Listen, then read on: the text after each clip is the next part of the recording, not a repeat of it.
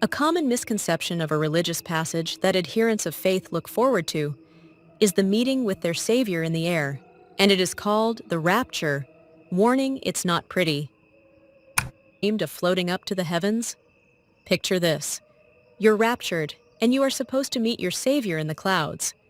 Uncountable numbers of humans are joining you in your journey, floating up and up, with the frail, elderly, and youngest, whose lives expire as the oxygen thins. Women expire as well, and all of the strong remaining who are rising up approach the Armstrong point at 62,000 feet at the edge of space. But instead of celestial bliss, everyone's flesh swells and balloons 3 times normal size. The blood, fluids, and eyes start to boil, and everyone's bodies are expelling their fluids, painting the clouds a crimson red worldwide. Wait, where's the Savior, the angel choir? Let's find out why space isn't the paradise you think, and the rapture is not a glorious meeting with the Savior, since it is the most horrible death a human can experience. In space, there's no air pressure to hug your body tight. Without that, your fluids start to bubble like a pot of boiling tea, and your organs? Well, they throw in the towel fast.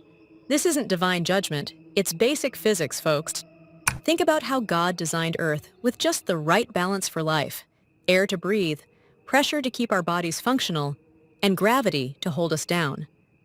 Step out of that design unprotected, and even the strongest faith won't stop you from popping like a grape in space. The reality of the rapture is a description of the loss of Earth's magnetic field and an outside body of influence with a large magnetic field. The destroyer is a carbon star and a twin to our sun, although it did not ignite and smoldered, becoming a carbon star with a magnetic influence 43 AU from its center. The previous passage on its cyclical return, within 13 million miles from the surface of Mars and 25 million miles from Earth. A pre-Adamite descendant whose ancestor observed the effects on both Mars and Earth describes a chilling scenario of before its passage. The surface, water, rocks on Mars rose into space-stripping Mars and drawing it into its debris tail, whereas Earth experienced a planetary cataclysm where land changed places and continents experienced massive tsunamis from the seas as they crossed the land and its mountains.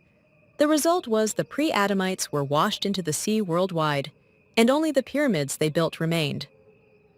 Research provides information with references and evidence, which anyone can produce by using the application that will reveal an inhabited world hiding in plain sight. I can also be used to produce a photograph that will reveal if the flesh is marked, or an unknown heritage is present that will affect their fate.